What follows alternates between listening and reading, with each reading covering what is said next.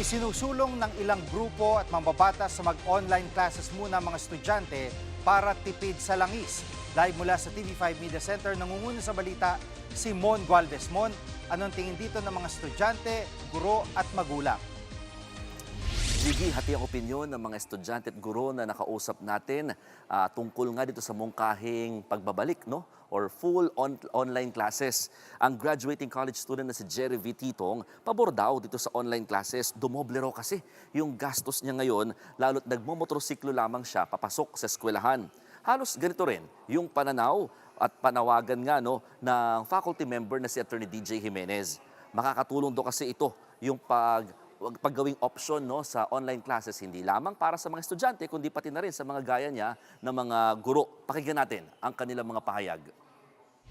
Dating nagpapagas ako ng mga almost 300, ngayon umaabot na ng mga almost 500 per full tank para sa buong linggo. Imbis na makakatipid ako, tapos magagamit ko pa siya sa mga pan-daily expenses ko, napupunta lang sa gas. Ang realidad naman ay mas talaga makatitipid ka no? Kung sakaling hindi ka muna babiyahe at maging online. May energy consumption, may mga areas na natututo naman kahit online. At Mon, ano ang tingin naman ng mga hindi pabor sa online classes? Yung iba, Gigi, actually may mga pabor din no, dito sa online classes or hindi pabor rather sa online classes. Actually, yung isa sa mga magulang sa Maynila na nakausap namin, talagang sabi niya mahihirapan daw siya sakaling nga maging full-time ulit na online classes ang gawin para sa kanyang mga anak dahil iisa lang yung gamit nilang cellphone para sa 3 anak niya na nag-aaral. Pakinggan natin yung kanyang pahayag. Kailangan po ng wifi. Paano po pag walang wifi, magdo-load pa po araw-araw. Minsan po, kahit may internet, nawawalan po ng signal. Sa kasagsagan po na naka-online sila, bigla pong mamamatay. Mon, ano sa tingin ito ng DepEd at CHED? May posibilidad bang ipatupad?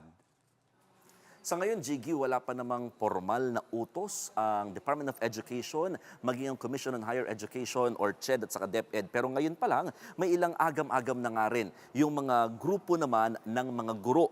Giit ng Council of Teachers and Staff of Colleges and Universities of the Philippines o yung tinatawag na COTESCUP, hindi lahat ng mga subject pwedeng ituro online.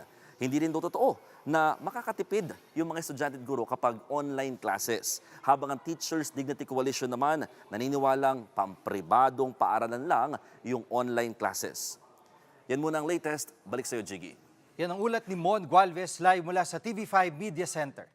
Mga kapatid, Jig Manikad po, pagdating sa mahalagang balita sa loob at labas ng bansa, dapat una sa lahat, mag-follow at mag-subscribe na sa social media pages ng News 5.